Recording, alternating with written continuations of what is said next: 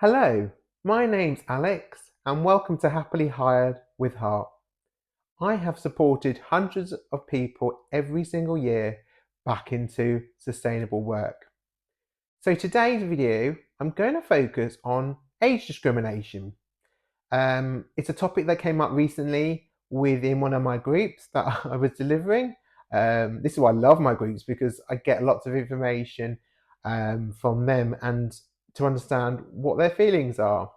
Now there are two. Let's start with the legal side of age discrimination. So, in the UK, age is a protective characteristic under the Equalities Act 2010. Therefore, companies are not allowed to be biased against you on a grounds of age, whether young or old. Okay, it's all got to be based on skill. However, I hear a lot of people say to me, Alex, it just happens. I've tried and I feel I'm always not getting anywhere because I've got too many skills, or I haven't got enough skills. I've got too much experience. Why am I going for this role? And I understand. And I am not saying that age discrimination does not happen, and it's wrong that it happens. And we need to talk more about that and deal with it and be more inclusive within that. Okay. However, what I feel that we also use that as a barrier, as an excuse not to do it. Okay. And actually, we put that barrier in without doing that. So, for instance, I had participants saying, I want to work in retail. Well, and looking at an opportunity that comes up at McDonald's, I can't work at McDonald's, it's just for young people. And I was like, when was the last time you've been to a McDonald's? I've seen lots of people from many different ages working for McDonald's. So I feel that's a stereotype, and actually how you putting that in that position. So I think clear your unconscious bias when it comes to that. Okay. Um, and so, but also I get young people saying, I'm just not going to work. It's because I don't have experience. I've never done the job. But how can I get experience if I haven't done the job? I can't do the job. I'm going to have to volunteer. Now, I'm all for volunteering on a short-term basis. Don't let people take the mick at all. Okay.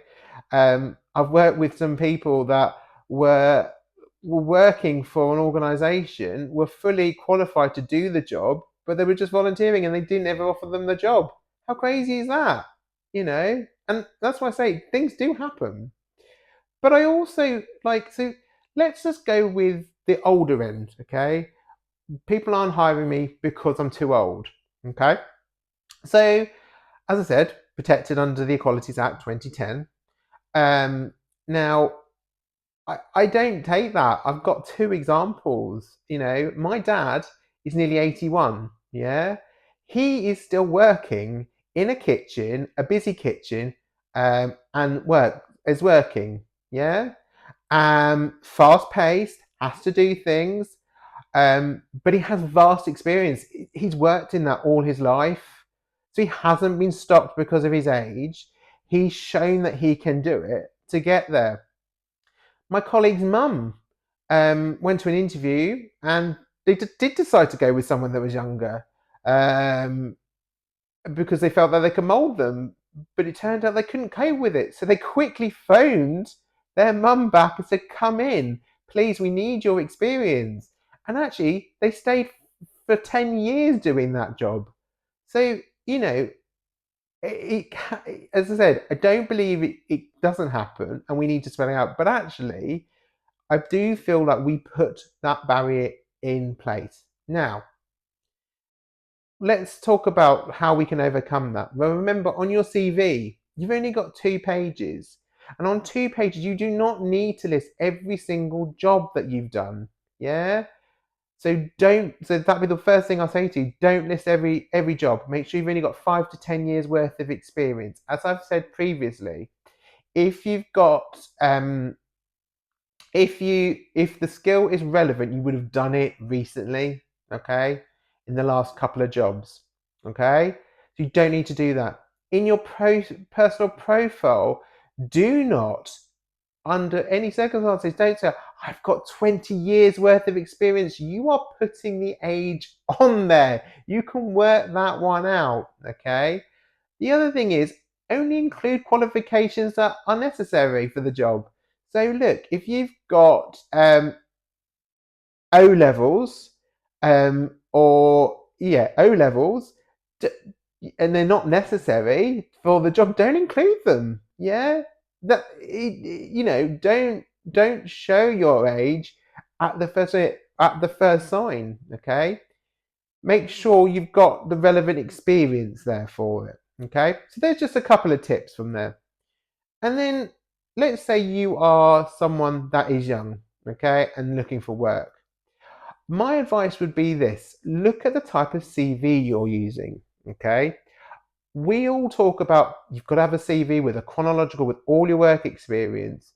But what I'm suggesting to you is this: use a functional based CV.